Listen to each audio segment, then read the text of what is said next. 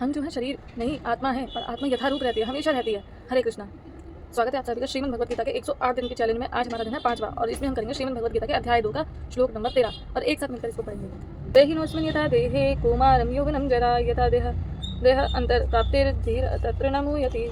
अब इसके परपट को देखकर फिर बताती हूँ कि इसमें क्या कहा जा रहा है। जिस प्रकार शरीरधारी आत्मा इस वर्तमान शरीर में बाल्यावस्था से तरुण अवस्था और फिर वृद्ध अवस्था में निरंतर आगे बढ़ता रहता है, उसी प्रकार मृत्यु के होने पर आत्मा जो है दूसरा शरीर, एक व्यक्ति जो परिवर्तन से बिल्कुल भी अटैचमेंट नहीं रखता, वो हमेशा धीर कहलाता है। अब यहाँ पर इसमें हमें ये कहा गया कि हम एक आत्मा है, और जो अभी जो प्रेजेंट टाइम चल रहा है शरीर की, जो अब जो बच्चे होंगे लोगों के, उसमें वो धीरे धीरे बड़े होंगे, वो बाल्यावस्था से तरुण अवस्था में आएंगे, तरुण अवस्था से फिर जो है वृद्ध अवस्था में जाएंगे। जब वृद्ध अवस्था में जाएंगे, जब उनकी मृत्यु का टाइम आएगा, जब उनकी मृत्यु होने वाली होगी या हो चुकी होगी, तो उनकी जो आत्मा है वो दूसरा शरीर धारण कर लेगी। क्यों?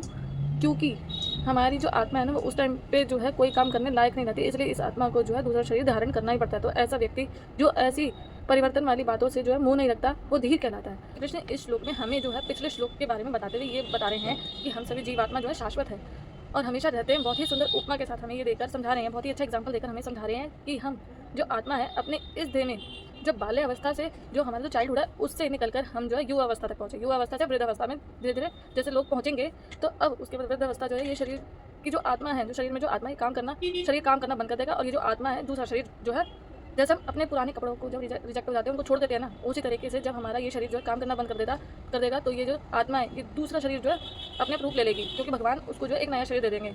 तो ऐसे ही ये कहा गया है, फिर से बाल्यावस्था से युवावस्था और वृद्धावस्था वाला ये जो चक्र है चलता ही रहेगा। जब तक व्यक्ति इस भौतिक जगत में भक्ति नहीं अपना लेता, तब तक जो है वो इस जन्म मृत्यु के चक्कर से जो है नहीं निकल सकता। जैसे कि भीष्म पितामह, द्रोणाचार्य, ये सब वृद्धावस्था में थे ना, और अर्जुन जी को बहुत ज़्यादा खुश होना चाहिए था अर्जुन जी को।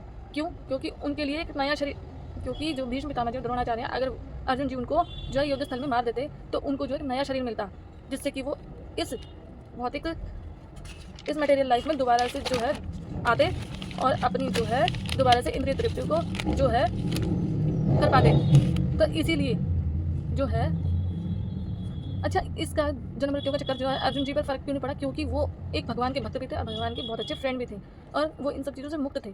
इसीलिए जो है जो समझदार व्यक्ति होता है ना, यानी कि जो धीर व्यक्ति होता है, वो ध्यांतरण की प्रक्रिया को जानता है, और वो ध्यांतरण से बिल्कुल भी अटैचमेंट नहीं रखता है, क्योंकि वो जानता है कि मृत्यु के समय जो देहधारी आत्मा है, यानी कि जो जीव है, ये तो मर जाएगा, लेकिन आत्मा जो है वो दूसरा जो है शरीर ले लेगी। इसीलिए जो है इस आत्मा को जो है दूसरा शरीर जो है भगवान दे देंगे, फिर चाहे वो मटेरियल हो या फिर स्पिरिचुअल।